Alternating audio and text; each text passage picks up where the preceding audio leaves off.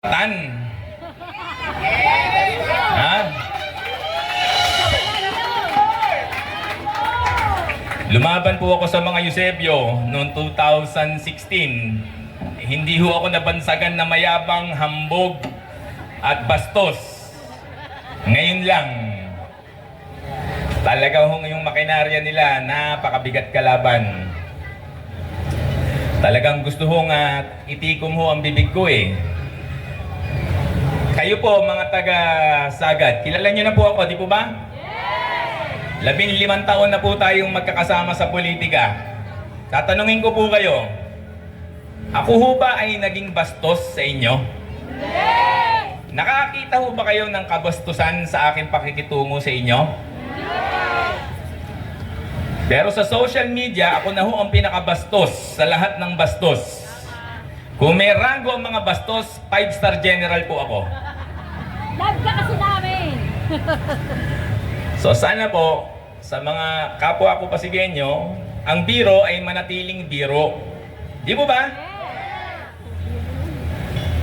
At ang seryosong bagay, huwag mong haluan ng biro. Kaya lang naman po ako nagalit, at aaminin ko nagalit ako kasi yun ang ginawa kay Ate Sara sa harapan po namin. Never po akong nagpakita ng kawalan ng pagiging maginoo. Kahit ang mga staff ko po, typical po, puro lalaki. Isa lang ho ang kasama kong babae. Nung araw, isa lang ang kasama kong babae, si Jaja. Nasaan si Jaja? Ha? Nagdadayat ba? Jaja, magpakita ka lang. Para hindi ka pagselosan. Asawa ni Ewing na batch ko. Ngayon, kasama ni Attorney Tantan dahil kabisado na po nila ang District 1. Gusto ko pong manalo rin ang kaibigan kong abogado dahil kailangan na ho ng Pasigueño ng abogadong konsihal. Ayan, pakita ka lang, Jaja. Yan. Yan ho ang staff ng... Yan. Jaja, ano ba itsura mo nung nakaraang 15 taon? Payat. Oh, hindi. Nung makuha ka na ni Ewing. Mataba ka na. Hindi, nung magkasama tayo, eto na ang katawan ni Jaja. Give or take. Ha? Ilabas mo na lang yung picture. Huwag na tayo magtalo rito sa harap. Ang punto ko, ganyan ho ba ang magiging staff ng manyak?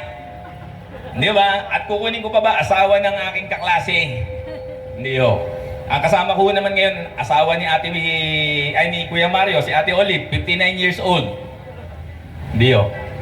Pagdating ho sa babae, malinaw po. Ang babae ay nire-respeto at minamahal.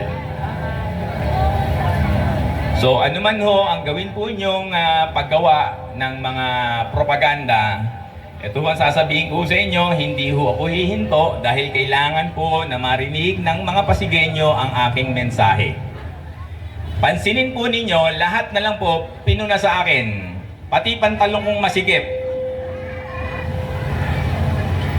Pati yung paraan ko ho ng pag-upo.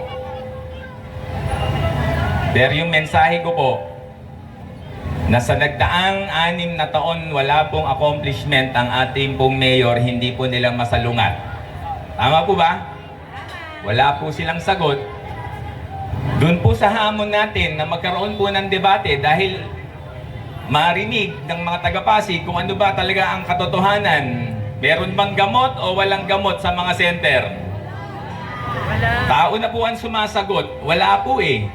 May nadagdag po bang ospital? Wala rin po. May tumayo ho bang pabahay dito sa ating lungsod? Wala rin po. Samantalang si Mayor Isko Moreno, 3 taon ding umupo, 2019 hanggang 2022 bago siya tumakbong presidente, 6 ang naipatayong pabahay po sa Maynila para sa mahihirap. Pandemic din po yun, pero may nagawa. At ang alam ko pa po, sa Maynila, nung bumaba po si ERAP, zero balance po ang pondo. Dito sa Pasig, nung bumaba po si Mayor Bobby, 14 bilyones po ang naiwang pondo para sa mga taga-Pasig. Imagine nyo kung walang iniwang pondong ganong kalaki si Mayor Bobby, baka ho nung nagdaang pandemic, hindi rin ho tayo nakapagbigay ng ayuda sa mga Pasigueño. Sa mga kalaban po namin, ito po mensahe ko.